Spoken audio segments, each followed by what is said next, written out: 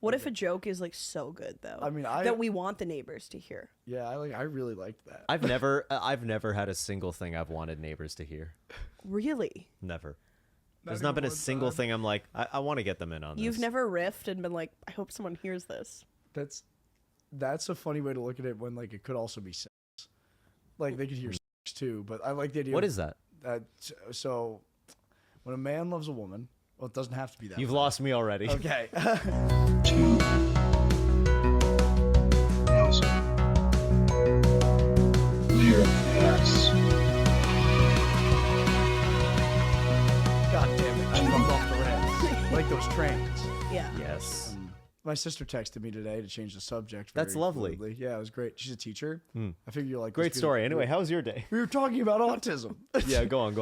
She's a teacher, and the kid in her class is autistic, and he listens to music in his earphones when he like does grammar work. She texted me today that he forgot to plug in his headphones, so he had them in, but they weren't in over here. And she found out today that all he listens to is bagpipes. Oh. Whoa. He's not autistic. He's Scottish. That's what they do. He's a small Asian boy. Oh, you think they can't be Asian in Scotland? I've seen it. It's weird. No, it doesn't cancel out when you go over. You're still Asian if you get there. I mean, we just talked about your ethnic background being White South African. Yeah. There you go. The best people in the world notoriously have done nothing wrong. We could. I can tell you an Asian Scottish person right now off the top of my head. Ooh. Cho Bowen Chang. Yang. Stop. Cho Chang is from the Harry Potter series is a Scottish Asian girl. Now she works at Meta. So we don't really need to be bringing her up. Jesus. We get to bring her up. She's a programmer at Meta. She's a That's really funny. Yeah, Cho Chang really sold out. What can I say? She lives in Cupertino. Yeah. With her white husband and. Come on, we don't honestly think Cho Chang married another Asian guy. No. Are we being real about this? Definitely not. I mean, market research will dictate probably not. No habla inglés. No habla inglés. She married a Latino man. That's better. That's better. I'm sorry, but that is. She You never hear about that. A Scottish Asian woman and a Latino man who doesn't speak English. You never hear about that kind of couple. Yeah. I wonder why. I guess. Anyway, you should introduce our guest. He's really funny and nice. Yes, I should. Yeah. He's a fantastic comedian. You may recognize him from season 4 of The Circle. You may also recognize him from a bunch of videos that we've been doing. I forgot about that. Yeah. That's where I know you from. Yeah, I didn't think we'd ever met in person. Because, when he came into the house, he was like, it's nice to meet you. I was like, we've definitely met a bunch of times, but it's just that I parasocially know you. Yeah. Anyway. His What's name is John Franklin. John Franklin, what's up? That's okay. Wait, I'm sorry for this is a horrible thing after like just introducing you, but then going into a story that doesn't involve you. But I did a show at Stand Up New York pretty brag. He's He's booked. Oh yeah. Yeah, Booked it was. amazing. Hey, it was at a diner, so like you're with the elite right now. But I did a show with this comic. I forget her name, but she told this really funny story about when she was at an audition, and she recognized someone from like TV or something. But like she just started up a conversation and was like convinced that they knew each other and were friends. But then like after about half an hour was like, oh my God. I think she was a creator. She was like, I know you from online. I'm so sorry. And like this other woman was like, no, we 100% know each other. Like of course we do. And she was, and then like this comedian was like, no, she was like, wait, how do you know my name? And she was like, I saw it on your headshot. And I didn't realize I didn't know it before. How often does that happen to you where All people the time. really? Yeah. Constantly. We were walking down the street one time together, and a woman was like, you're the guy from that social media show. And like it happens all the time, but especially being from New Jersey where everybody insists they know each other for some reason. Yes. Everybody who comes up to me is like, John, good to fucking see you. And I'm like, hey. And then I have a conversation with them. Turns out they know nothing but everything about me, and I know nothing about them. Yeah. Happens to me constantly. You're the guy who played his mom. Yep, nailed it. This is all coming back to me. Yep. And didn't you briefly date the woman who played Herself. I thought there was a woman who played her dad. No, yeah, that was a showman's thing they tried to push, but that was never going to happen. Oh. I love this dirt. This is what. Wait, how many years ago is this? The show came out in 2022. Okay. Yeah. 2022. Okay. I filmed it in 21. Gotcha. What? Okay. What? Can you talk about, like, I'm sure you talked about this on other podcasts, Talk but, like, about anything you want. sign up process, like, hell yeah. what made you want to go on? Yeah, like most of us who are now trying to live a dream lost my job. So started there, and it was like the real March 2020. Everybody's going into lockdown. Yeah. We're not doing anything. So me and my sister were both living at home at the time, and season 1 of The Circle came out, and we watched it together. And it was so dystopian because it was literally what we were living. Yes. Because these people are in a room, they can't converse, they're only conversing over social media. Tori was like, "You'd be so great at that." I was like, "I don't know." And then like the three or 4 months later, we were hammered, just like drinking in the backyard with a few of like our neighbors, like because that was all we could do. Sure. And they convinced me to make an audition tape. Sent it in, forgot doing it, and like a year later, I got a call from casting being like, "We loved your audition." I had no idea what they were talking about. What? Oh, you forgot what you auditioned for. Yeah. But this is before me even being really a comedian or anything. This is like, Was it just like a block number or like? it was a plus 44 is UK, right? Plus 45 Yeah. number. Oh yeah. So like, because they cast in the UK, it's a place called Studio Lambert, and Oh, I didn't shit. know this. Okay. So I get this call. I'm like, I'm thinking in my head, I have no idea what they're talking about, because like when I would like drink during the pandemic, I would apply to anything. I applied to Juilliard. Oh, good. What? Yeah. Oh my god. Somewhere in the multiverse, you there's just an went to application. Juilliard. Not even went. My application couldn't have been good. I don't know what like I could have written on there. It's like guy trying to do something new. Like I had no prior experience, because like I emailed them and I was like, "Can anybody apply to Juilliard?" And their response was like, yeah, I guess." This is awesome. This is fantastic. This is great. This is so good. So wait, what did your resume look like? It was literally just like, Oh, I made it up. I used like all my high school like theater.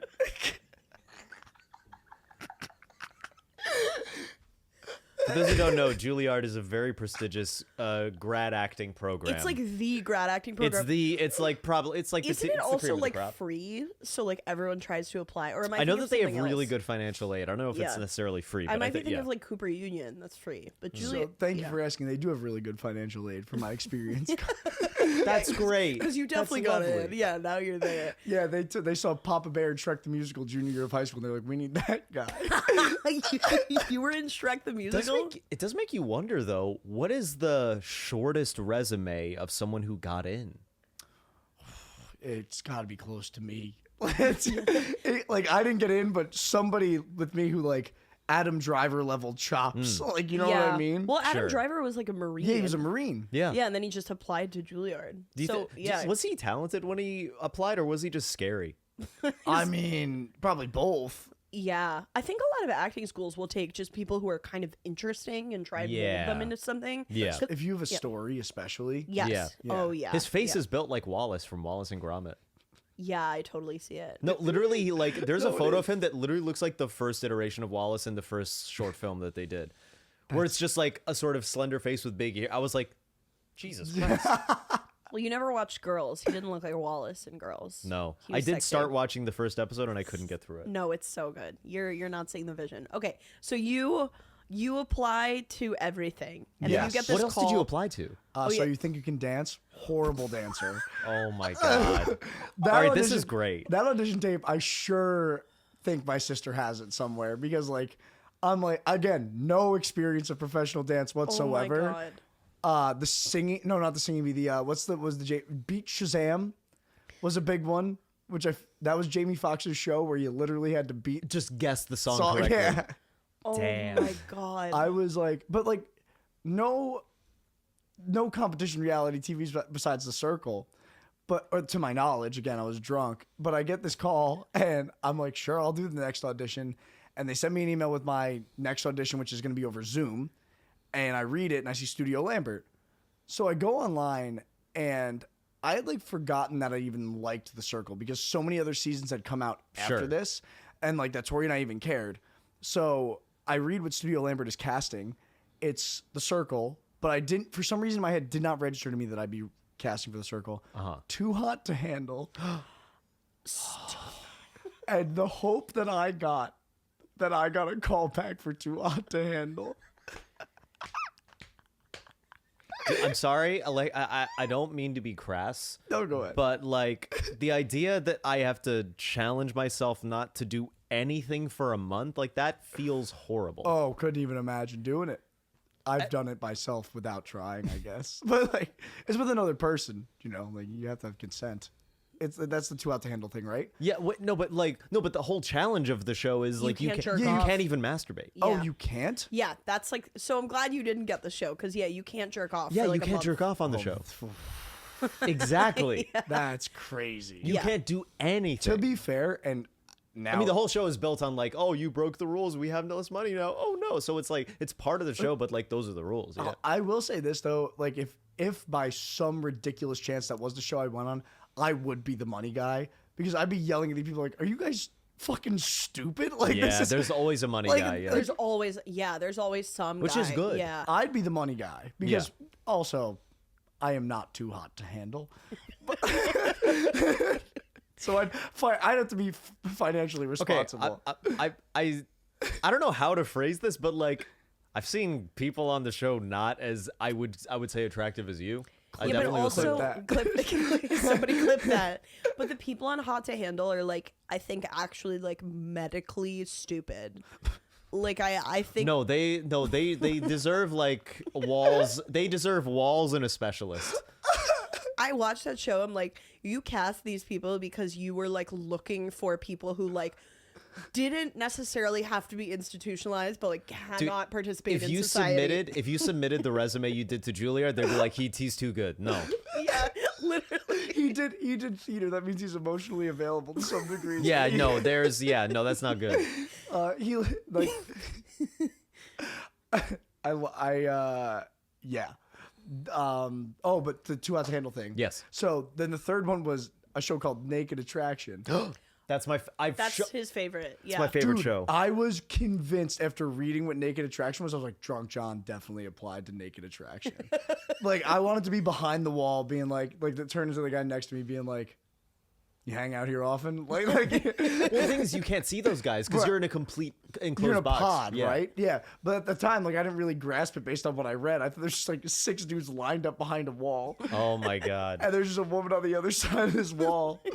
And I go to the next audition, and the lady's like, "Thanks for like taking the time. You know, we're really excited about this process." And I was like, Yeah. "So like, naked means naked?" And they were like, "What?"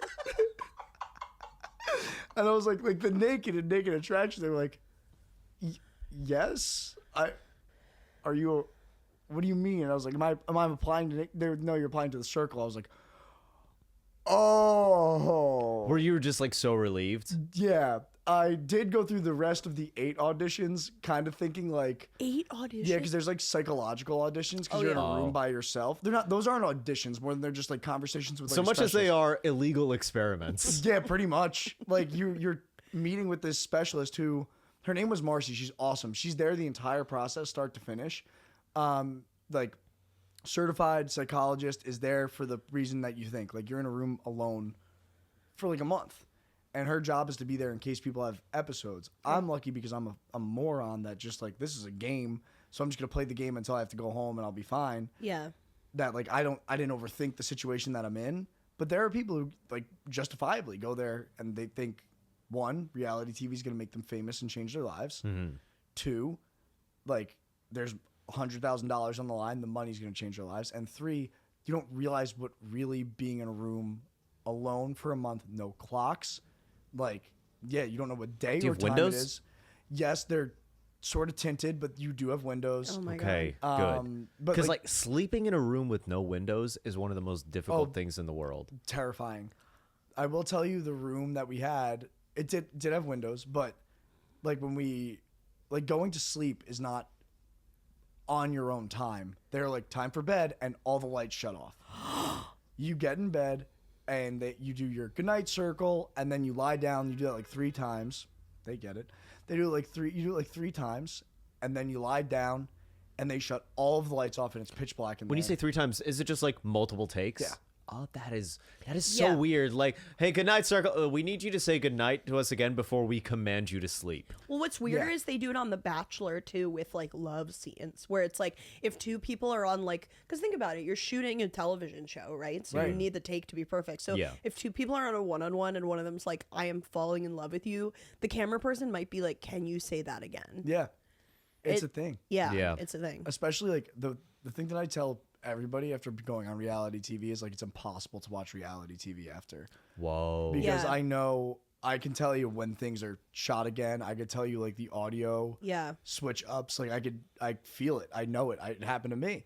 Yeah. Like I remember like vividly one of my favorite things that I figured out about the game was they film you 24/7. That's not my favorite thing. But the favorite thing that I realized was if you start doing like Jim from The Office and like start looking at the camera or like reacting to the camera, they can't use that take because they want it to be augmented reality, right? They want it to be like the camera's just in the room with you. Yeah.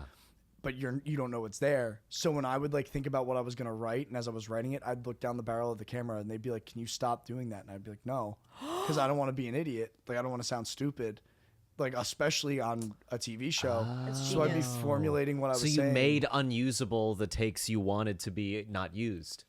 That's so smart. That's really smart. That's so smart. It took me a day to figure that out, but like that one day, I remember referencing an old season of The Circle to the camera, like thinking I was being funny, like thinking I was being cheeky. Sure, yeah.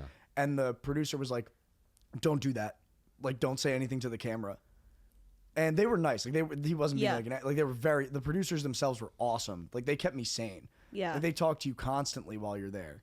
Okay. That's good. So it's not like you're actually totally by yourself. No, but it's like 2001: A Space Odyssey. You're only talking to a voice. Yeah. Yeah. And all you got in your room are cameras. Oh, so like no physical person is in the room with you? No, even when they drop off your groceries, they leave the groceries outside your door and they...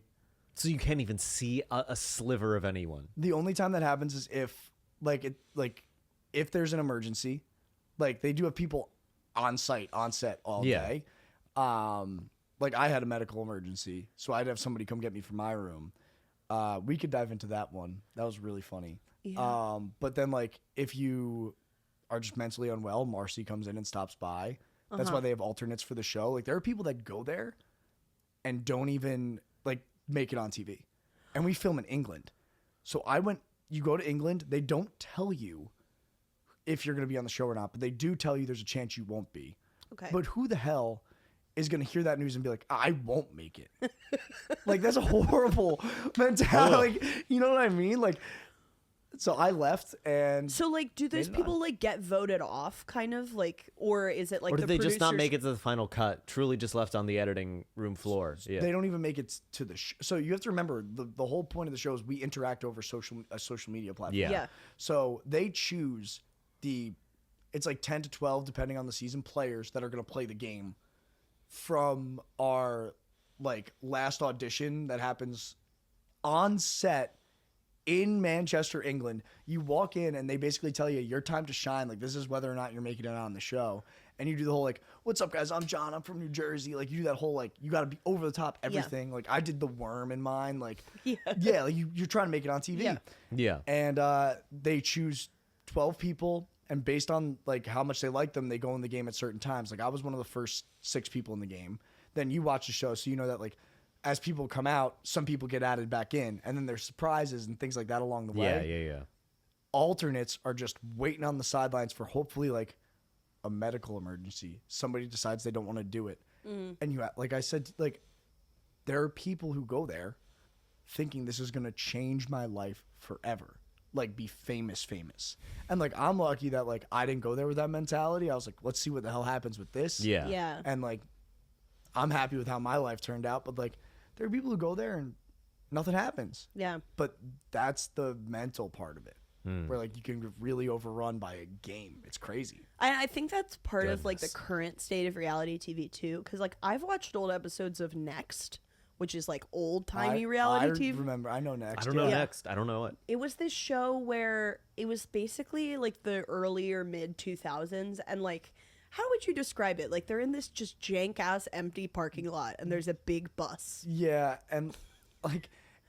So do you remember Road Rules by chance? A little. Well, so it's like only that because era of reality TV where it's like the game was barely a game. Like it was like some guy in a room was like, we're gonna put all these fuckers in a parking lot. Yeah. We'll have them figure it out. So it's like five. Let's say it's like a man choosing between like 5 women, right? Yeah. Okay. There's 5 women on a bus. So it's balanced. Yes, you know it. Patriarchy always and also wins. polygamy not allowed to be a thing on this show. Yeah. So like a woman will like exit the bus. And so you can fuck, but don't be friends. No friendship. Yeah, you're not allowed to be friends with more than one person at a time. That is polygamy. So that's exactly the definition. That's the definition. Okay. So a woman will like exit the bus, and there's like a freeze frame of her that's like, "I'm Sandra, and these are some fun facts about me," and it'll be like, loves sushi. Made out with her cousin once, like stuff like that, and then she'll get out of the bus and go on a date with the guy. Right. And at any point on the date, the guy can say next and send her back to the bus. And however long she makes it on the date is how much like money she wins. This is a Jubilee video. I don't know who that is. Or like, those kinds of videos where it's just a guy comes in and all the women are just like pop their balloon and they're like, nope. Yes, exactly. That's right, yeah. But you know what? It also similar TV show, but way funnier was Parental Control. Stop. Well, what was this? Back. Parental Control was Parental crazy. Control was awesome. Parental Control was parents of son or daughter, whoever, and their son or daughter is dating a horrible person in their eyes. So the parents go to like a casting, very clearly staged, to find them a new significant other. And each parent chooses a person. Like if it were me, they would choose 2 women, and I have to go on a date with those 2 women. And my parents and my psycho girlfriend all watch the date live on TV together. And like they say crude things like, if like I made out with a girl, like my dad would turn and be like, looks like he's having fun, and then the crude ex-girlfriend would be like, not as much fun as he had with me. Yeah, yep. And it's all. And then at the end, that one seems scripted. Yeah, that one seems for sure. Almost. I don't know that Next was, because I've read Reddit thread, but like all of this to say, I've read like Reddit threads from people who went on that show, and they were like, "Oh, I was just drunk, and it seemed like a fun time. Like I thought nothing was gonna come of it." But now it's like you go on reality TV and you're hoping like this will be the start of the rest of my life. Yeah. Because people create such influencer careers. Yeah. Out of like. Everyone who goes on, just use The Bachelor, like The Bachelor will just be influencing for like, so they're selling like fit tummy tea and all of these things. And it's like, because a lot of them just like have shitty office jobs they want to get out of. Yeah. So I'm sure there were a lot of people on The Circle like that, where it's like trying to get out of difficult stuff. I mean, yeah, I think, and I'm not going to like, I was doing stand-up at that point when I left to do the show, but like, I didn't leave and come back and think, well, now I could do arenas. Like, you don't like, you have to have like realistic like expectations. I'm the next Joe Coy. Like realistically though, from reality TV is like, you're the next Theo Vaughn. Like by just, I don't want to be the next Theo Vaughn, but like by way in which he navigated his career is like he started on The Challenge or like Road Rules. Oh, that's right. And then he kind of navigated it. And like, I was more like, let's see what the hell happens with this. Because I knew The Circle wasn't too hot to handle. Like, it wasn't those shows where the people of recent memory were, like, blowing up massive, but, like, got some recognition, like, could do some fun stuff. And I wanted to live a very normal life, and I have pretty much after. But anybody who has that kind of, like, that rose-colored glasses thing going on terrifies me. Yeah. Scares me as well. Yeah. There are some people that, like, I got into RuPaul's Drag Race, and I have seen like that. And like when you see like a real narcissist who like just can't be genuine with you at all, and just there's that kind of look, and it's just like Yeah. Like, you know when you're speaking to a person who is only speaking to you because they think the conversation benefits them. Mm-hmm. Yeah. That's a lot of reality TV people. Yeah. Yeah. But on The Circle, I think it seems like they try and cast pretty genuine people because of the nature of the show. Yeah. Yeah. Why do you say that? Well, because of the... I'm trying to make a joke. Oh, you're trying to fuck with this I'm trying guy. to fuck with Don't our guest. fuck with my guy. I'm sorry. We're trying to make it in this biz. Do you understand? Do you understand? I'm so sorry. No, it's okay. It's okay, I'm a piece of TikTok star shit. Lukas Arnold. TikTok celebrity Lukas Arnold. Thank you. Oh, We're I have not a so different, you and I. you two cut from the same cloth. Yeah, no. I've done my fair dancing. Yeah, I've done my fair bit. I've served my time. I could see you maybe going a little crazy on a reality show. I would go insane. Yeah. If I think I wouldn't be bad. No. Because I'm twisted. Yeah, I'm very twisted. I could do some good stuff, but I would be in a horrible state by the end. You know what you would do that I think would be awesome, Yeah. but would really piss off who you're playing against? You would make people say things like, why would he say that? Yeah. Like, why would he say that about me to me? Like, Yeah. like you would really get to their head about things, which is Yeah. like that's the game, unfortunately speaking, but it is. I feel like I would approach the game because of what you're saying of it being so isolating. Like, I would just get so lonely that I would just be like typing to everyone like, I love you. Well, okay. No, wait. This is crazy you say this because I'm so glad you brought it up. Everybody thinks we're psychopaths because so many times they put us on TV having a 30-second conversation with somebody, then being like, all right, love you. And like, that's it. You have to realize these conversations are lasting hours and they're the only people we talk to for a month. So Yeah. we really do develop these like, you're the only person I have. Like I was pretending to be my mom in a game where I can only text people. So the producers called me Carol over the like loudspeaker. That's oh my god. I was not referred to as John for a month of my life. Okay, first time you were called John again. What was that like? Where was it? Okay, I was at the finale, and I walked out, and I didn't realize, like, it didn't register to me that these people didn't know because they were eliminated before me that I wasn't my mom. So I walked out and they were like, who the fuck is that? There's like 6 people like, and I went, Carol? Just like that. And they were like, no way. Like, they freaked out. And one of them was like, Wow. oh, you're her son, John, because I mentioned me in the game. And when she said John, like, it was like, almost like in a 90s sitcom when the person has dumb amnesia and everything comes back all at once. Yeah. I was like, yes, I'm John. Like, holy shit. Like, Oh, that's so funny. That's I have no words. That's just it's such an interesting like state of mind to be in. What led to your decision to be your mom?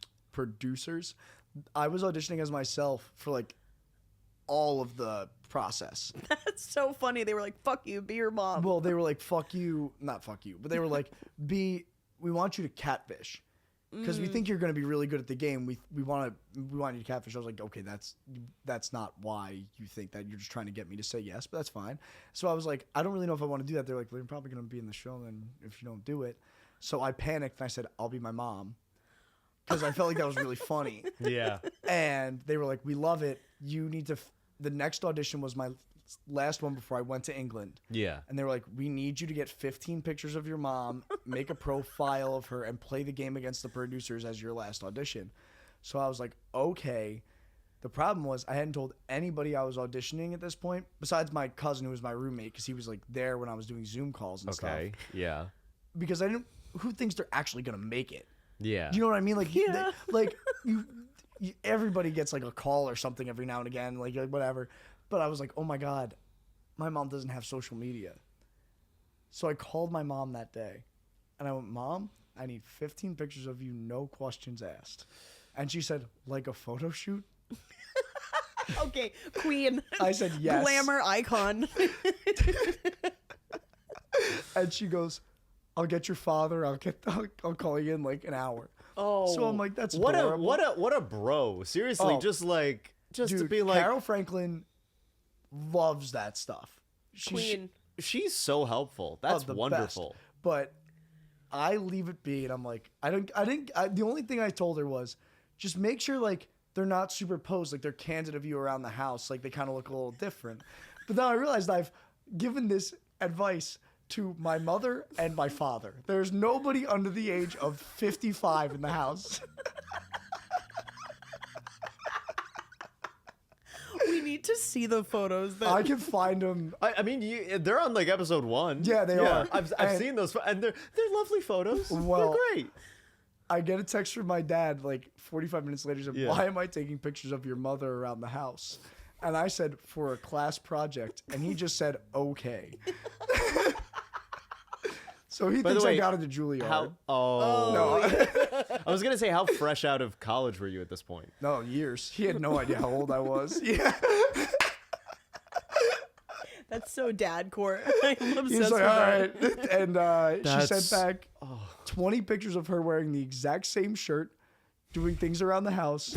And the ones that made it in the show were my 2 favorite. It's her sitting at the piano in our house like this. Oh, which is unbelievable.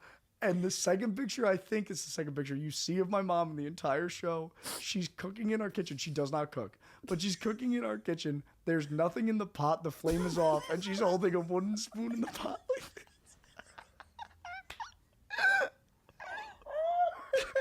I'm obsessed with that. your parents reinvented the stock photo. Oh yeah, like literally like to a T, dude. Oh my God, cooking in the pot, stock photo. Yeah. Damn it. Oh. He got us. That pun was too hot to handle, Lucas. Do you feel like This is really coming full circle. Oh. Whoa. The producers are gonna That yell was at you good. for that. Yeah. Do you feel like playing your mom helped There's you a get red to dot know on your your mom? forehead. Is anyone? Oh shit! Yeah, snipers are here. Sorry, you were saying. Do you feel like you got to know your mom playing It's crazy. your I'm not mom? even facing a window.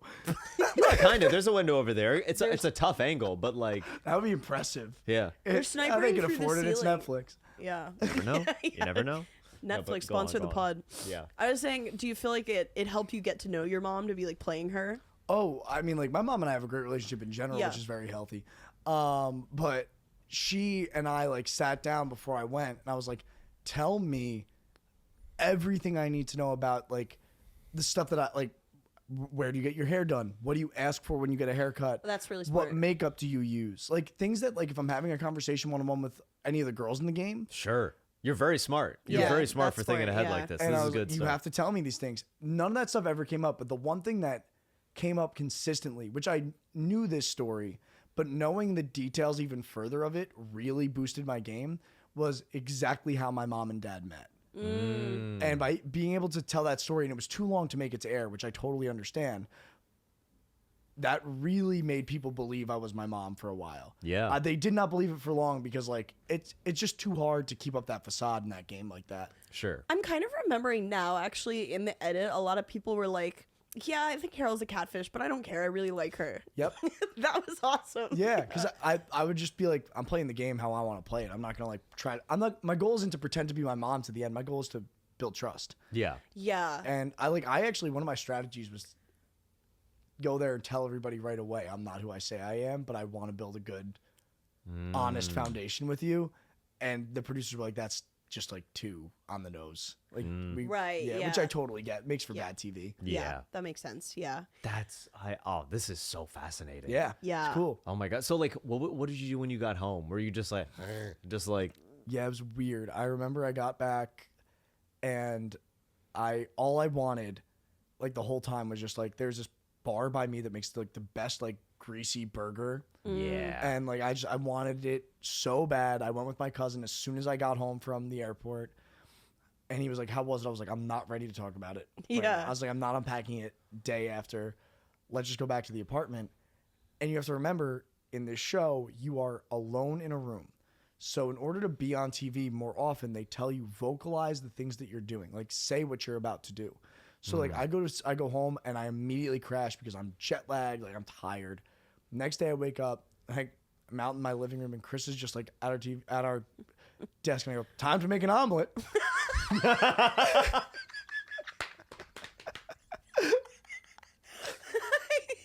Well, so you just like You went, who are you talking to? And I went, nobody.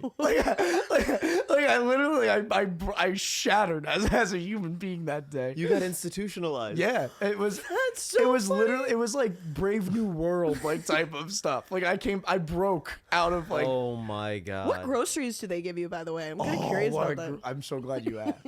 So when you leave, you get to tell them your grocery list. Yeah. You know, like you get to be like, hey, like I want this, and this. And again, when they ask for it, it's 2 auditions before the end. So I don't think I'm making it, but I just write stuff. And in my head, I was like, because I have to do things for the bit, I wrote like dumb stuff, like not like I wrote honeycomb cereal because I just wasn't sure if they still made it. like stupid stuff, but like luckily that week before you go into the game and you're doing like the promo and things like that, they bring up the grocery list again and they're like, is this everything you need? I was like, I'm leaving honeycomb cereal, but I'm like gonna add some other stuff. And they tell you, remember, make sure you pick like grab and go things because like you're filming constantly. So like frozen chicken tenders, like things that like are easy to throw and forget and then eat. And I was like, oh, like I'll get cold cuts. So I wrote turkey and ham, bread, like shit to make a sandwich. I get there 7 a.m. the day we start filming. And they prepare you for this, but they could say it a million times, it will never prepare you for walking into a room with nobody in it. And the last thing they say to you was like, remember, this is the first time the world is going to see you.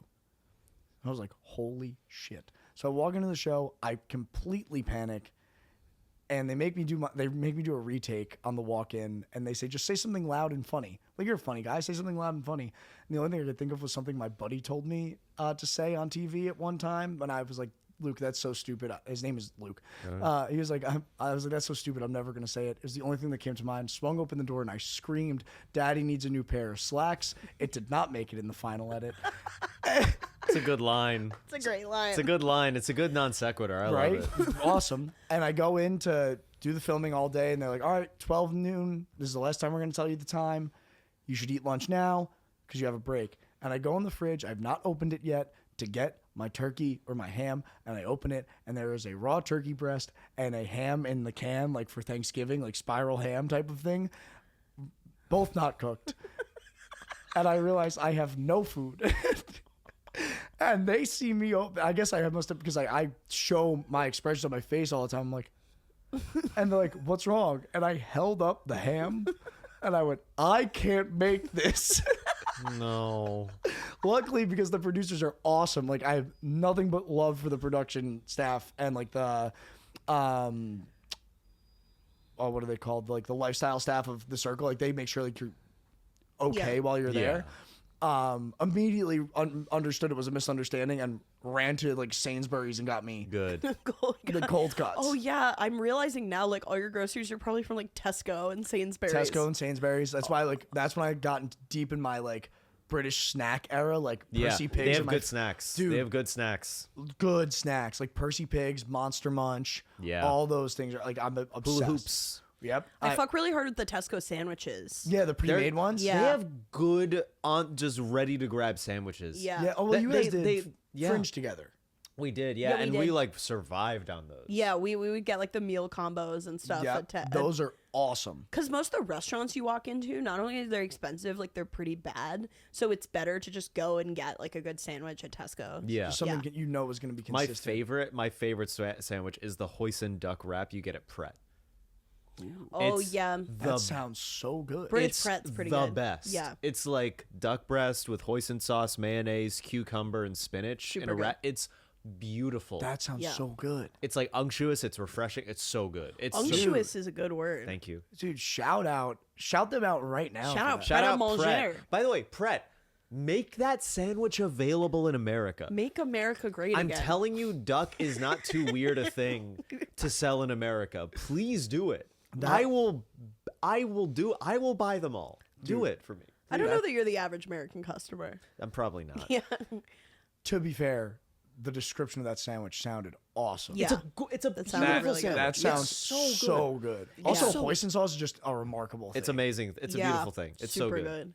Yeah. Wait, so when you went to the finale, were there any other people who were catfishing? I can't remember. I made it the furthest of the original group, but then Trevor, who was, if you remember season 2, Delisa's husband, Yes. who she catfished as, came into the game and catfished as her friend, a woman. And he did great. He came into the game later. Trevor also the nicest dude to ever exist. Yes. But I was at the time, since season 1, like one of the furthest like by episode making catfishes to ever play the game. I remember this. Yeah. Because like, and it was exactly what you said. Everybody kind of knew I wasn't my mom, but I was so good at like, just like being friends with people. Yeah, just enjoying the theater. Yeah, exactly. Yeah. Was there anyone you saw where you were like, was it a thing of like, holy shit, that's this person? Or was it like weird to see people be on their pictures? The one really weird one was Brew, who, if you know from TikTok, is Brew on the Radio. He dates Anna Sitar, if you know him or not. He's one of my closest friends now. And at the time, I had known him from TikTok when I saw his face pop up on the show. But I'm my mom. I'm not going to say that. Yeah. You know, like You couldn't be like, dude, you rock. yeah, like, I love your As TikToks. Carol, yeah. He's at the time he was like a small market radio host, and now he's like the biggest radio host in America, which is so cool. Like to have seen that sort of like progression for him. But I was like, I really hope it's actually him, because like we had built a really strong bond and like a really good friendship over the course of 2 weeks, where like we had each other's backs in the game. Like he had saved me at one point, like things like that.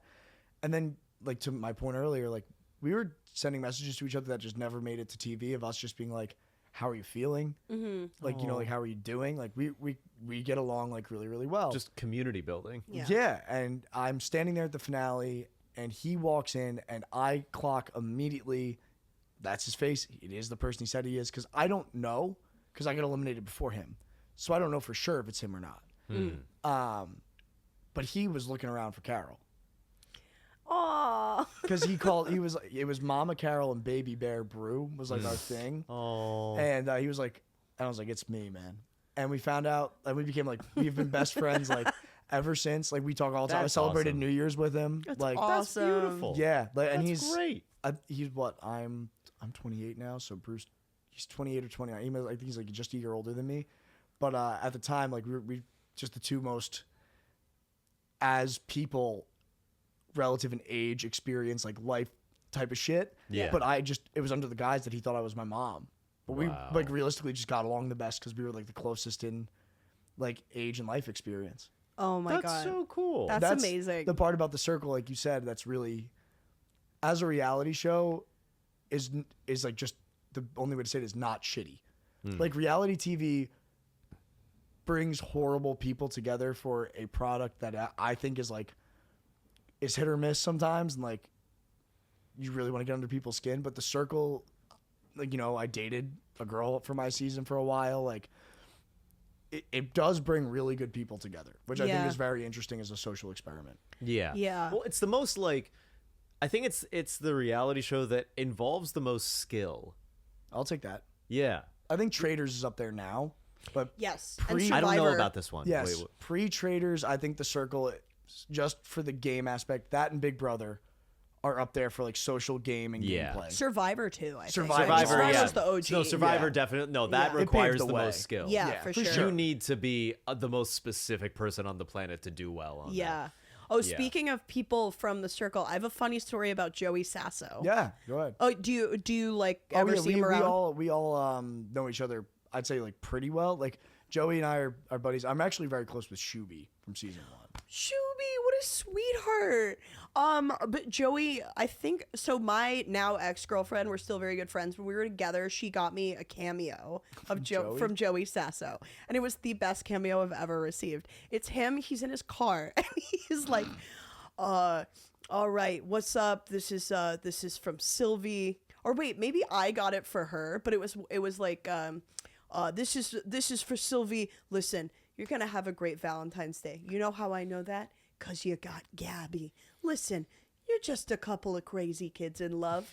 And I love it for you. I love it so much. In fact, I want to come over to your house and hang out with you. And I want it to be like, why is that creepy guy Joey here? That's funny. That's and good. He sort of was like playing up this character of like he loved us so much that he was going to be like our uncle. I love him. That's lovely. It was just That's the great. most lovely cameo. And I still watch it back sometimes. He is like, that makes so much sense because Joey, mostly everybody I'd say that I've met, is exactly the same as they appear. But like Joey in particular is like unapologetically himself. Which like I love about him. He's such a good guy. That's wonderful. That's like so cool. Oh my God. Pivoting quickly, I want to hear from you both about the experience of seeing Sean Kingston live. The big reason I want to hear about this is I am literally obsessed with Sean Kingston. I have bad news for you. So is New Jersey. Yeah. So is Hoboken, New Jersey. So is every person who's cousins with a cousin of a cousin. Yeah. Yeah. Right. I followed his career upset. I know he doesn't really sing live. That much I do know. Do you want to weigh in? I'd love to start. Please start. So, how many names do you want to use? none. Okay. Yeah. Let's make up a name for our main point of contact between us and Sean King. Let's make up a name for him. Okay. The boss. Boss. Okay, so boss. Yes. So, boss who helped facilitate this entire thing. I'm trying to like really tiptoe around this because we're not trying to say names. We're not trying to do that. Yeah. No, yeah, for sure. Also, I don't want to be killed. Like, do you think you might be? I feel like Let's not answer. enough detail could put me in danger. Not actually, but you know what I mean. No, you don't. It's fine. But this seems like a Joyzy thing. Yeah. Yeah. But so basically, went back and forth about making a video with Sean Kingston, whose name we can use because we could talk about Sean Kingston. So my reaction was, I've been making videos with Lukas, Jack Maloney, and Nate Stein, shout out the content collectivists, our boys, for a couple months now, and we've seen some like really cool successes, and like we love making shit together. So I think the four of us together would have a lot more fun with this. Sure. So I tell them that the last time we hung out making videos, we're all excited. And we were all kind of like, we don't know how much time we're going to have. Let's come up with an idea. We show up that day. Lukas and Nate are there already. Yeah, we're there first. Nate had arrived like much earlier than and he was just like hanging out there when it was like just barely getting going, but still kind of sparse and you could chill there. And it was like very relaxed. When I got there, it was like bumping and I was uncomfortable. Yeah. Yeah. Because it was just... 2010 had been resurrected. I remember I walked in and I saw Nate was having the time of his life. He was enjoying himself so much. Just beating his fist. He was like, yeah, this is great. It was actually making me feel better about the given situation because... How did I look? I kept checking on Lukas and talking to Lukas because I could see in his eyes like... In a word, fury. Like just like it was just like you. Lucas is like also. You don't typically do this wearing your glasses, which for some reason really enhanced how angry you were. Like, do you know what? Do you know what's so interesting? In a way I didn't even process till now. I think I was trying to create as many barriers, physical or otherwise, as I possibly could. Yeah, it was seeing Lucas small, but they are physical. Yeah, and like it's me, Lukas, Jack, and Nate standing in a VIP section of what I can only describe as the entire electrical union of New Jersey or plumbers union of New Jersey, and their severely underaged girlfriends compared to them. 21 tops. 21, and the men were 35 men. Yeah, I was going to say 40, so you're being generous. Yeah, no, they were older. They were older. Like great eyebrows. Anyway. A lot of threaded eyebrows. Yes, very great eyebrows.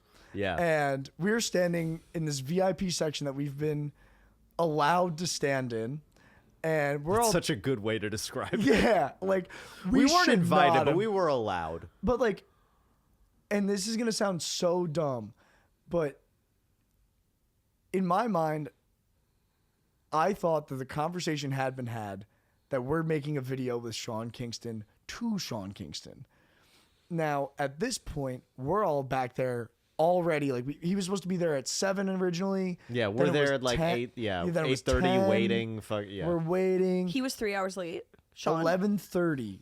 4.5. Okay. Yeah. Now, in between that, some very off-color things were said to us that repeating them would give too much validity to the person who said them. Like, you could say them if you want. No, yeah. I will say I would say arguably one of the worst things he said. Horrible. That I tried to egg. He said. Lukas. This was awesome. Was this Boss? Yeah, Boss said because like we were waiting on Sean Kingston, he was very late, and he, with his full chest, said, colored people time. Well, sure. I mean, but that's a thing. You didn't hear that? No, I did hear that, but I couldn't believe your reaction. You guys don't know CP time? No. There's an elegant way of saying it. No, but it wasn't. He said full. Yeah. He said it, and then he doubled down with, "I have 1 million black friends." Yeah. At that point, I would have rather him said like, "I have 1," than like 1 million. There's no way you have 1 million. Oh, yeah. Be crazy because he's like, "I have 1 black friend. It's Sean Kingston." Well, that's where we kind of get to the rub. Oh, and by the way, do you know? And I tried to egg him on and see what I could get him to say more. And I was like, "Yeah, my mom is black. She's late all the time. Let's talk more." Yeah, I think. Yeah, I know you said. You said, "I'm glad you're the one who said it, though." Yeah, I did. That's very Lukas. And he went, "What do you mean?" And Lukas was like, "Oh, fucking nothing." Like, as soon as he said that, I was like, "This isn't fun now." Yeah. Well, also, I think it probably would have been different for you if you had not been so overstimulated, I imagine. Probably. I probably would have had more patience. We were all angry. Like, we were all having a bad time. 3 of us were. Yeah, Nate was having a good time. Nate was having a good time. Nate was like consistently having a good time. I think okay, so then we go into the location of this shoot also changed 3 times because when it started, it was in the bar. I told you guys that. Right, yeah. It was in the bar. Then the bar became, we're going to actually do it in the basement, like office area of the bar because it'll be quiet. Okay, then it became, we're going to shoot this in the back alley outside of the bar. Nope. And at that point, we all sort of knew, and without saying it to each other, we're like, this probably is not going to happen. Can I ask what it is you guys intended to shoot with him? Yeah, it was a nice idea. Yeah. For the setting, all we were gonna do was basically 4 white men roll up on Sean Kingston in a back alley and say, "Oh my God, you're Sean Kingston." Yeah. And he says, "No, that's not me." Like, I get that all the time. We're like, "No, you are." And like, as he tries to like brush us off, we turn back and try to get him to say all the titles of his song. Like, what comes before Mighty Mo? Like, just try to like egg him on until ultimately something happens where he has to say, "Somebody call 911." And we all point like, and then it just like cuts to black. Yeah. Oh, okay. Silly video idea. I like that. A little goof. I like that. Like for us, like our sense of humors collectively. Yeah. Yeah. And we were going to need so little of his time. We were going to be like, all right, just say these like couple of lines and then we'll shoot the rest on our own. Yeah, we'll do the rest ourselves. And we're waiting outside. Boss goes to this Escalade that backs into this alley and talks for a little bit. And we're kind of all standing there like, we formulate our plan of what Lukas just said. We're going to shoot him and just get our shit and be done. Yeah. And he rolls up. Boss is talking to him for about like a minute and a half, which in the setting feels like forever. And we're like, what's he about to say to us? Comes over and he's like, so, he wants you to pay him. How much did he want? Didn't say a number, but we knew it was thousands of dollars. Like at least. It was pay legal fees type money that he wanted out of us. And hindsight 2020, I wanted to be like, well, then you pay it. Like, you know what I mean? Like, Yeah. because I was like, the headache that we've gone through, and then like the lying is like, and I said this to you guys, like, I was like more like shame on me for believing like this was gonna be a smoothly. Oh my God! Did you get your coat back? I did. Good, thank you. Jack Okay. got it to me. Great. You guys are like, I went back. Oh no! So let's continue because like This is very important. so then like we all understand like okay we're not gonna get to shoot the video, but then like he just sort of like him and his like whole crew of people. There's Yeah. like guards and everything, and they're like steamrolling in to go to the VIP booth because that's where he's going to perform from. And they're squeezing us out, and we've left all of our stuff in there and like ducked in a little corner. Right. In a little corner. The Yeah. corner is behind the table where Sean Kingston and his fucking posse is. So Lukas and Nate go to get the stuff. We can't get everything. Jack and I get pulled back by security because Sean Kingston's rolling up. They're pissed because they see these guys in there. They get what they can and they come back. We realize, like, I think it was my jacket. Was that the only thing that was left? It was the only thing left. Yeah, it was your jacket. Yeah. Which is, and I was like, you know what? Fuck, I don't even care anymore. Like, let's just, it's a headache. But you guys being the good friends that you are, Nate was like, we're going to go fucking get this jacket. I got it. Well, we're going to get to that. But I was going to... I'm sorry. I will never let that man steal valor from me. well, Nate went back the first time, remember? He did, yes. And tried to get, like, a bottle service person to go get the jacket. Right. Yeah. And she got the wrong jacket. Oh. Remember that? It was like a different brown jacket. Oh, for some reason I don't remember that. Yeah, so I was like, okay, oh, that's not my jacket. You know what? Fuck it. Let's leave. I'm pissed. Yeah. Sean Kingston, meanwhile, to answer your question about how he was, every time he would start a song, he'd be like, now sing. And it would be from the start. Yep. So the people were just singing his song. Yes, I've seen that in videos of him, and that is what makes him so iconic to me. He does not sing a single lyric. He plays the track of his song. Yes. And then over it he goes, sing it. Yep. And he does not look good. Like, he looks very horrible. And I, like, if he wants to come find me for that, that's fine. Yeah. Can I also say something else about CP time? He had a 10-minute set. Wait, really? He did a 10-minute set. Everyone waited 4 hours for him to perform 10 minutes. Oh, Lukas, also, by the way, I found out ticket prices. Oh, why? I want to know this. How much? $45 to get in. Mm-hmm. $75 for where we were in the VIP. Oh my God. To get a table on the floor, it was $125 per person. To get a VIP table, it was $225 per person. And when I tell you, Gabby, all of those tickets were 100% sold based on what we saw, all of those tickets were sold. It, like, tables were taken up. It was a packed room. Yeah. It was a But packed it's not room. like he's doing arenas. Like, he's doing these clubs, you know, so you can tell his career's not going well. No, and also, like, this is the same guy who's, like, in trouble for tax fraud and embezzlement with his own mother. Like, he needs money. Yeah. Yes. You know? He's not even cool enough to do it with someone his own age. Well, I was going to say the other He thing had to about do it with his CP time mom. is, like, with CP time, it's like, yeah, the party starts a little late. It's not 4 and a half No. hours. There was no reason to call it CP time, or as he called, which it I was- don't need to repeat. It had but, nothing like, to do with that. It was more like the lack of communication to us Yeah. forced his hand to basically be like, instead of telling us the truth that this was probably always when Sean Kingston was going to arrive, he was like, I'm going to make an excuse for this situation. Why did he Yes. lie to us? That's the part that really bothers me. And, like, just like, at the end of the day, we were really, as fun as it would have been, we're really doing the business a favor. Yeah. By putting that video on our socials. Like, Sean Kingston doesn't do anything for you or I. Yeah, no. You know what I mean? Like he doesn't. Like, it's funny, but, like, who cares? Yeah, no. Doesn't do anything for, like, the group of the four of us. But, like, it would have been just, like, a cool story. We ended up getting, like, a story from it. Not the one I wanted, but in a very, like, John Hughes-esque, we storm out of this bar, and these guys are figuring out their way home, and I live in town. I feel horrible because all of them live in Brooklyn.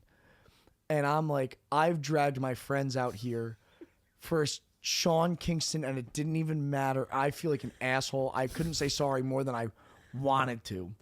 And I'm walking away, and I hear my name, and I turn around to see the three of them just going, John, John, John, John, John, outside the bar, and I was like, Aww. and I walked away. Now, the rest Lukas could pick up, because then Sure, yeah. all I got, I stopped at the bar by my apartment, the one that makes the really good burger. Sure, yeah. And I know the bartender, and I had an old-fashioned or two. You deserve one. You deserve it, one. absolutely. Yeah. And because I was so angry, I was like, I cannot go home to my dog and be mad. Oh, Yeah. So I was like, I have to just be fine. And I got a text from Lukas in our group chat. Just said, John, we got your jacket. And I swear to Christ, I almost cried at the bar. It was like the most, like, it was one of those things where it's like, this guy had just like jerked me around about this video for like 2 weeks, didn't get it. And he's like apologizing to me and being like, bro, like, you know, you're my boy. I would never do that to you. And then I get my real friends who like went through a packed bar of assholes and, you know, who just salami smelling fucks to find my jacket.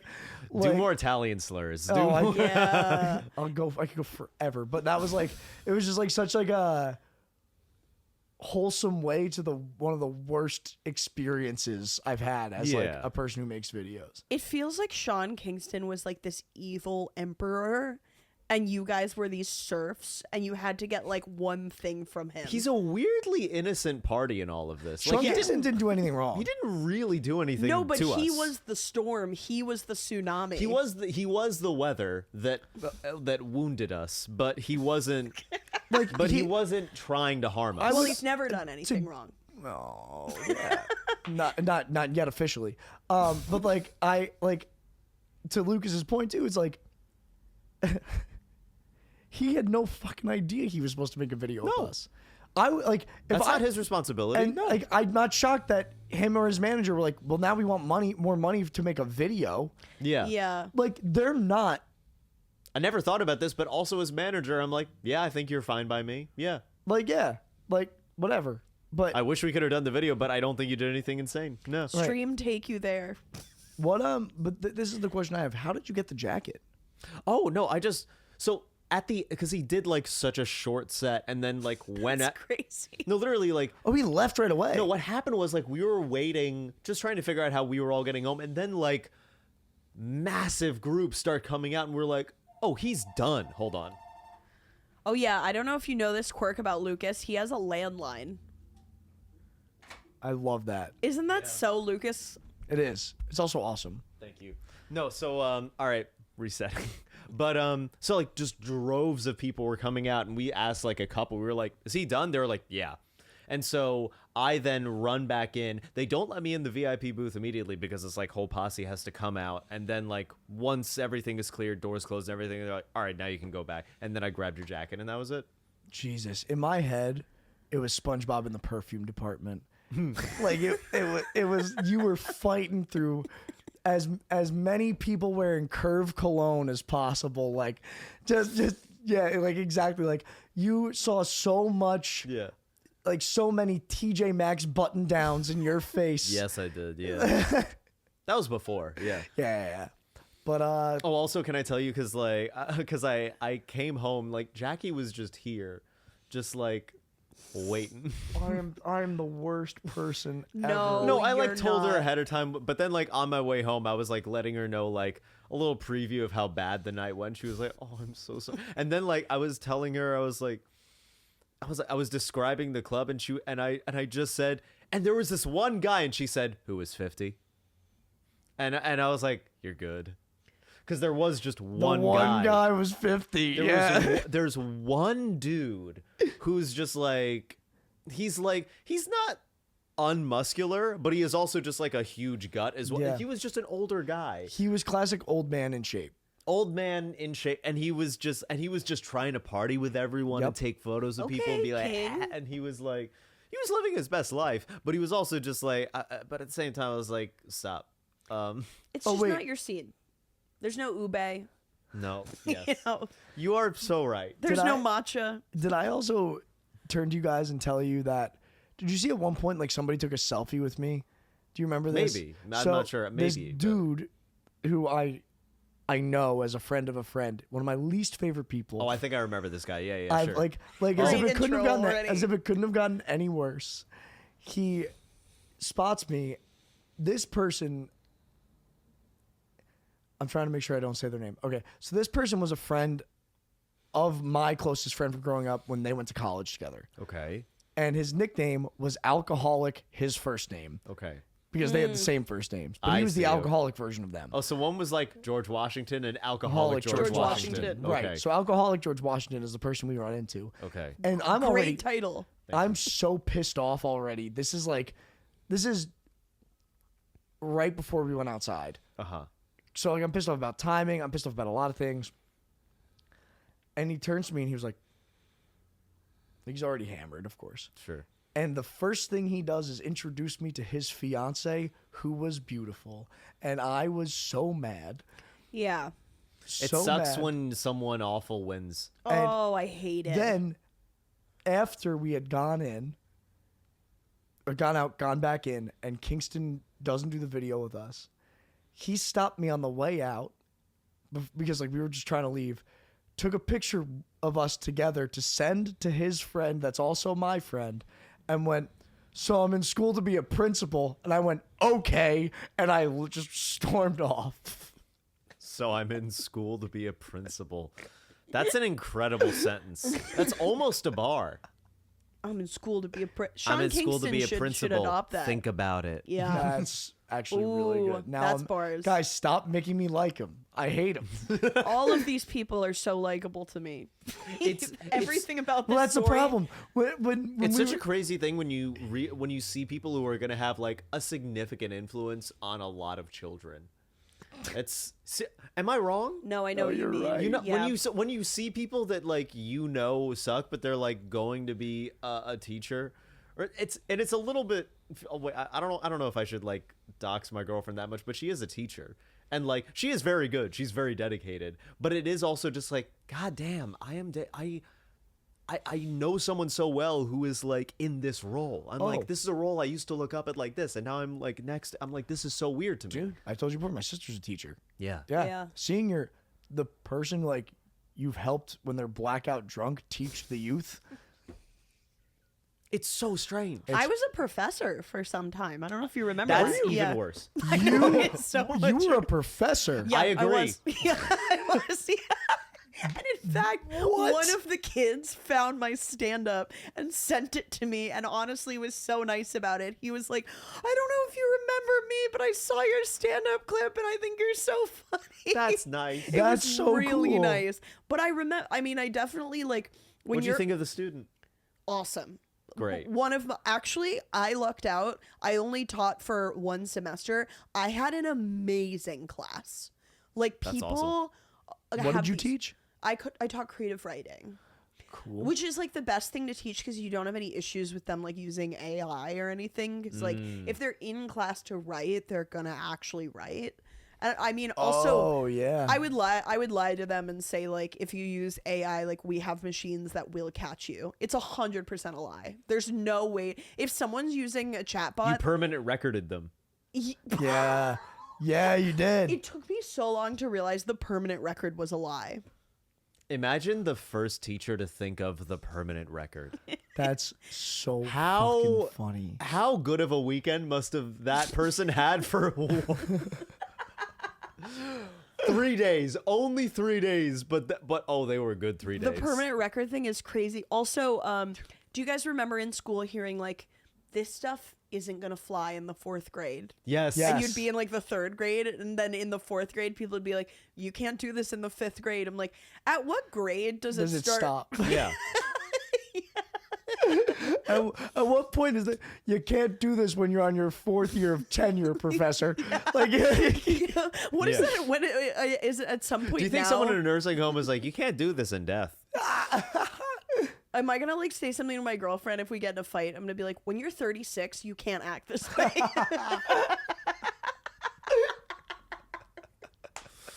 you're gonna pass the next 200 days, but I swear to God. I swear to That's God. so fun. When you're 36, if you talk like that to me, they execute you. That's a good idea for a character. A teacher at home. I do love like the idea of who came up with the permanent record, though. That's so funny. Yeah. I, Have you ever seen like The Invention of Lying? It's a Ricky Oh, Gervais movie. yeah, the Ricky Gervais movie, It's yeah. a pretty good movie, but like it's such a good concept for Yeah. most things. I actually really love that movie. Yeah. Oh, what was I gonna say? Fuck. Oh, that's the reaction that we gave to you having a professor, or you being a professor, is the reaction I get across the board. I want to see if you guys have it when I tell people I have a master's degree. I also Yep, have a there you go. master's degree. What is your master's in? Oh yeah, you want to hear some bullshit? Interactive and digital communications. Oh, mine's even more Interactive, okay. bullshit. I have a master's in writing for television. You wow. win this round. All right. You win this round, sensei. The only reason I'm surprised you have a master's is just like timing, because like in 2022, 3 years ago, so like you've been 25. Like, did you go straight from undergrad into grad school? Yeah. So I Yeah, did. okay, I did okay. like a +1 program where like I was done in 4 years undergrad, but I was already in my second semester senior year doing the master's classes. So I was Oh. done by like December of the following year. Okay, cool. this makes a lot more sense now. Yeah, but like when I tell people that, oh my god, every time I get a really, I'm like, yeah, yep, I know I don't seem like it, but hell yeah, I do. Wow. Whoa, that's All right, yeah. awesome. It's my favorite. Yeah. I only have a bachelor's, and bad things would happen if you tried to make me go back to school. Oh, dude, I was so pissed that I did it. Are you kidding? I loved it at the time of my hated it. life. Really? I hate education. Yeah. No, Well, you're one in of- luck because this administration, they're getting rid of. Oh yeah, they're getting rid of fun all stuff. school. Yeah. Oh, yeah, I know. Yeah, A no lot more, of no more boring schooling. stuff. Yep. Yeah. Should we get into listener Let's submissions? get into listener submissions. I don't Pull know it if you know up. about this part of the pod, but people write into us. Oh, hell yeah. Sometimes they want advice. Sometimes they just write us random shit. Yeah. And are they writing to you guys knowing who the next guest is? Or No, they don't know who the next guest is. No, we would never tell them. Okay. Hi, Meerkats and guests. They know we have one. I hit such a subterranean low point recently that I got into Seinfeld. Why is this show so healing? How do they do it? Are you a Seinfeld watcher? I love Seinfeld. Yeah. Yeah. So I love it too. Why are they talking shit on Seinfeld? No, I think that it's so nonsensical that it's unexpected how healing it could be, but the nonsense is what you need. It is it is the fact that it is about nothing Yep. that is beautiful about it. Do you wanna- It's an escape. I agree with that. I also think the other reason is because there's no love in Seinfeld. Like, no, it's true. Like there's no situation where like the thing that makes you feel better is them falling in love. The thing that you're supposed to enjoy is just like the insane situations they're in and the humor. Like nobody ever. It's not like you get your heart broken, like you go through a breakup, and you have to watch like the best love story in the world. You're just watching nonsense. Yeah. Yeah, I think that's true. And also, using my master's in television, I can say that there's a fundamental thing in Seinfeld of like, they want love, but they also all want to kind of fuck around and do whatever they want. They have two fundamentally opposing wants that can never exist at the same time. Yeah. And they're always fighting against that. So it's like they want to be in love, but they also like one of them will just get the ick about like a girl randomly. And it's like, well, like that, I guess you can't fall in real love if you're Yeah. worried like she has a dumb hat. No, I mean like how about the one? How about the one where they Jerry really likes the girl but can't remember her name and only remembers that it rhymes with a female body part. So he's like, oh, she's like, oh, Jerry. They're like throes of passion, and he's like, oh, you. My favorite is the Game of Life, where Kramer is like holding the board and like running they're with playing it. Stratego. Yeah. No, it's called Life. I'm pretty sure it is. No, him and Newman are Yeah, playing. yeah. That's when the Ukrainian man swipes it out. Yes. Yeah, he's like, the Ukraine is weak. It's feeble. And he's like, you cannot call Ukraine weak. And he just I love slaps it. It's so good. It's also unbelievable to think like people actually brought board games on the subway back. I in the know. It's such a beautiful image. It's so good. Yeah. Yeah. Wait. Give me the next one. All right. Wait. Where's the? Oh, the questions are there. Oh yeah. What is best and worst part of coming up with material for a set? Are you asking me to go first? Yep. Yeah. Okay, best part is if you have a joke that you've written and it works the very first time you write it. Yeah, Oh, that's the yeah. best. And you could build it like even more because you know it's not going to be it's not done, but knowing that you're starting from a place of that good, Yeah. awesome. Great feeling. Worst part is either pitching or trying a joke, and I think it's more the pitching aspect when I pitch a joke to a comedian and they're like, I don't really get it. Like hearing Yeah. it, I don't really get it is like, oh, then I have to explain it. That means it's just not that great. But Yeah. That's the worst for me. The worst for me is actually like it starts off as the best, where like you first try it and then it gets like you at least get a few really good laughs and you're like, okay, I got something. And then it just gets worse over time. Yeah. Oh, yeah. I feel that too. That's Yeah. happened to me recently, and it's really demoralizing. Yeah. Yeah, I don't know what it is. Maybe you like stop believing in it or something. I think for me the hardest part is like I've been doing like long sets recently, so sometimes it's like you'll have something where it's like you need to thematically connect two things within the set. So you need to like find something that you know is connective tissue, but making whatever that connective tissue is funny is really hard. Really hard. So it's like right now it's like I'm working on, you know, I have these like stories about high school, and there's one thing about high school that I think would really bridge the gap, which is when I had a teacher who wrote his own play for us all to do. And it was like a Naturally. version of The Hunchback of Notre Dame. And like, it's almost too insane that I like don't really know how to make it funny, because like I went to this prestigious art school, so like we were supposed to be doing like The Crucible, you know, but this guy instead was just like, no, I'm gonna rewrite The Hunchback of Notre Dame, and it's gonna be the worst shit you've ever seen, and I'm not gonna finish it, and I'm gonna tell you guys, why don't you guys write some scenes that we Oh can my put in the God. play and you can perform them? You know, this is how the industry works. Everyone's got to make their own opportunities. Piece of love shit. I love getting know, on a right? high horse or just sticking 10 toes in the ground and being like, this is what the industry is like. That's my favorite. That's permanent record, but in entertainment talk. Yeah. 100%. But that guy, I feel like it's such a good metaphor for like being so disillusioned with how adults are, being like, this fucker just like is having a midlife crisis and he wants us all to participate in it. And it feels like good connective tissue for me, realizing like acting wasn't my dream, but I just don't. The worst part of coming up with it is being like, how do I take all of that material, all of that stuff, and like make it funny and Weave make it it. connect. And then Yeah. the best part to me is when you've been thinking about something for years and being like, how do I make this funny? And then one day you wake up and it just clicks in your clicks. head. Yeah. That's a good one. Like Lucas knows my big thing is telling stories. Yeah. So like I love finding beginnings to ends and ends to beginnings. Oh, so so like good. I take a lot of pride in like having a lot of the starts of my and tops of my set be the end. Like I love a good callback. So I'm right there with you with that. Yeah, totally. I think that I look at joke writing a little bit like a circuit board, and I'm trying to make the current follow through, but at some points it doesn't, and I'm trying to replace bits, and it's very much Yeah. like it feels like I'm working on an engine. Yeah. That's Totally. that's what joke writing feels like to me. That's so cool. It feels like a very physical thing that I'm like correcting. And then once it's good, it like runs and then it just works like every single time. I think another best, it's sort of like a best worst, it goes both ways, is when you have a joke you've been doing for a while that always works and it slowly fades into stop working, and it's because you don't feel passionately about Yes. it anymore. So it stinks, but at the same time, it's a best because you realize I got to write more. Yeah. Like, I got to come up with something that has that sort of like hold on an audience that this bit had for like a year. Yeah. You know? Yeah. Joke Absolutely. writing feels like playing the violin because I don't know how to do it. Ba-doom.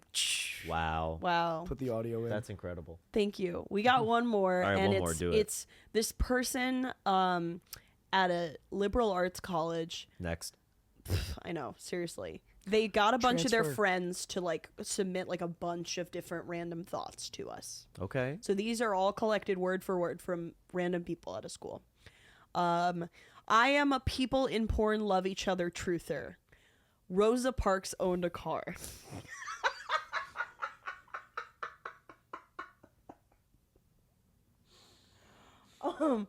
Just thinking about Emily Dickinson and the letters she wrote to her close friend Susan again.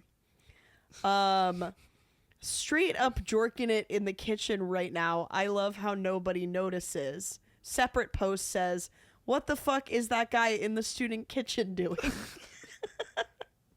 I will not explain breeding kinks to my professor. Hashtag affirmations. That's it. Can we? Oh god. People need medication.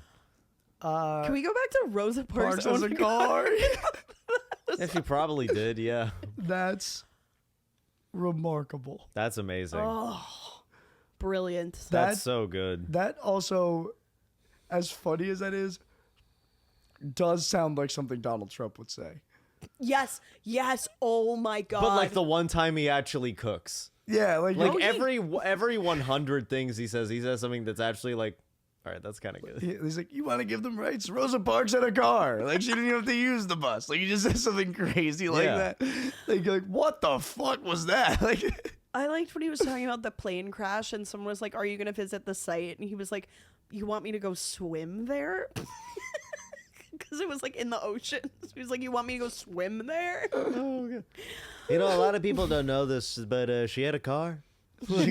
A lot of people don't know she was actually a great parallel parker. She had a car, sneaky Rosa. Sneaky Rosa. That's what they called her. They called her Sneaky Rosa. She was the sneakiest car owner in the South.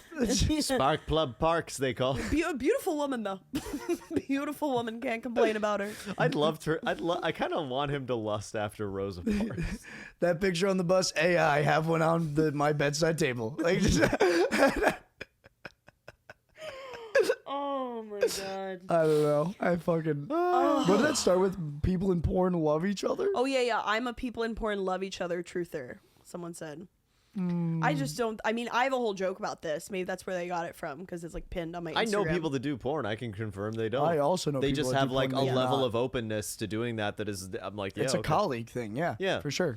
Maybe people love their colleagues. I don't know. I certainly didn't. But when I worked in an office, I can't say it was like my favorite thing. But I mean, one of my friends who is a porn star, she was married to a fellow porn star for a while, and they've recently divorced. And I was like, what does that divorce process look like? Do you guys still have to work together every now and again? And she was like, well, he's not with Brazzers anymore. And I was like, hell yeah. I really loved that reaction of that's awesome. He's not with Brazzers, so like he moved departments? Yeah, like he's with a different production company. Lateral move. Yeah. What are the other companies? No, let's not go into it. Let's not go into it. Lucas, want to introduce our final segment? Yes, I do. We have it's a two-header. So like it's called Self-Perception Corner and then Prophecy Corner. Okay. So would you please describe how you believe you are perceived by other people, and then we say how we actually perceive you. Okay. I think people think I'm really loyal and that I'm a really good friend because I think it's important to show up to shit and always be there for people. And I think to some degree, before people get to know me, they think I could be a real douchebag. I don't know why. I don't know if it's because of how I present myself on social media or something. I think I'm just an overall nice person that just, I don't know. I have nothing to be upset about is like kind of how I carry myself. I don't know. I don't know. I have nothing to be upset. I do. Like as much as like things piss me off, like at the end of the day, like I'm just a person and I like living life, and that's how I like to perceive myself, and I hope people perceive me like that. Yeah.